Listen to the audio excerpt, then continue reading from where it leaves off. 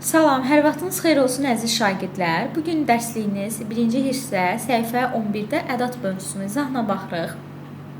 Xatırlayırsınız, aşağı siniflərdə biz keçmişik köməkçi nitq hissələri, hansı ki deyirdik ki, cümlələrin, sözlərin təsir gücünü artıran sözlər ədat adlanır. Ədat xatırlayırsınızsa köməkçi nitq hissəsi idi və köməkçi nitq hissələri suala cavab verməsələrdə müəyyən bir qrammatik funksiya daşıyırdılar. Məsələn, gəlin birinci cümlədə baxaq. Deyir ki, Nobel dünyanın ən varlı adamlardan birinə çevrildi.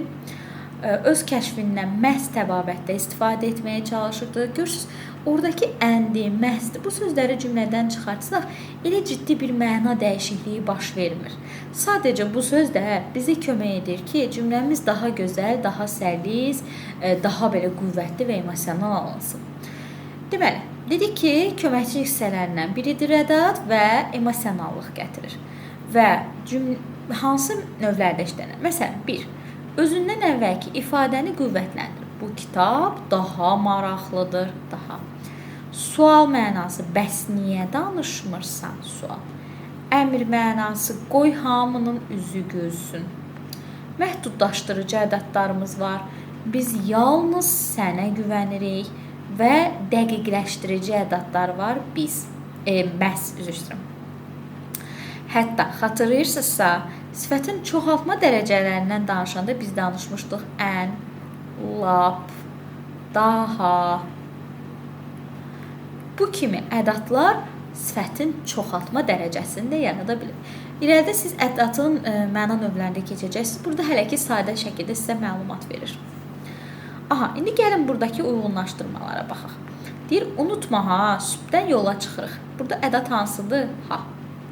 Ha burada bir növ neynir? Əmr edir. Ona görə C-ni götürür. Gözəl havadır, bəs deyirdilər, külək olacaq, bəs. Bax, burada elə bir ki, sual verməyə kömək edir. C. Bu alqışlar məhz müharibə iştirakçıları, başqaları üçün deyil, məhz müharibə iştirakçıları dəqiqləşdirir. B variantı. Barı uğurlarımız bol olsun. Burada artıq barı arzu eləyir, istəyir, bir niyyət eləyir. Ona görə də A variantı düzgün cavabımız olacaq. Deməli, indi gəldik bu tapşırığımıza. Burada bir qaydamız var. Elə ədatlar var ki, sözü bitişik yazılır. Bəli, ədatların əksəriyyəti ayrı yazılır, amma təbii ki, burada bitişik yazılan ədatlarımız da var. Məsələn, caca. Məsələni yerindəcə həll etdik. Məsələn, görürsünüz, caca bitişik yazıldı. Bir dəqiqə, bu nəsə? Aha. Sonra, mumi, bilirsinizmi? Baxın, görürsünüz, bitişik yazıldı. Sana, sənə bitişik yazıldı. Amma mumi ədatı bitişik yazıldığı kimi ayrı da yazıla bilir. Bəs nə zaman? Əgər mumi dadədən sonra gəlsə, onda ayrı yazılır. Məsələn, səndəmi? Belə, bu şəkildə. Təsdiq və inkar bildirən ədatlarımız vergüllə yazılır. Bəli, xeyr, hə, yox. Burada əvvəldə işlənirsə, özündən sonra vergül qoyulur. İndi gəlin baxaq səhvlərə.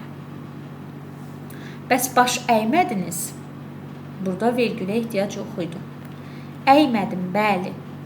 Əyilməz vicdanın böyük heykəli. Burada bəlidən sonraki vergül düzdür, amma əvvəldə vergül olmalıydı. Bu bəlinin artıq öz vergülüdür. Mənim nə dərdim var? Təki sən yaşa. Təkidən sonra vergülə ehtiyac yox idi. Of qacar, vicdanın döndümü, daşa döndümü bitişik yazılmalıydı. Xeyr, ölməmişəm. Xeyirdən sonra vergül olmalıydı. Kimə deyim dərdimi? Qəssibkar namərdəmi? Deməli, burada minin bitişik yazılması lazım idi. Çünki dadə burada bağlayıcı deyil. Əgər dadə bağlayıcı olsa, o zaman ayrı yazılacaq. Amma burada ayrı yox, əksinə bitişik yazılmalı idi. Belə, əziz şagirdlər, deməli, burada artıq bizim tapşırıqlarımız bitdi. İnşallah növbəti videolarda biz yenidən görüşəcəyik. Kanalıma abunə olmağı, rəy yazmağı, dəstək olmağı, Instagramdan məni izləməyi unutmayın. Hələlik.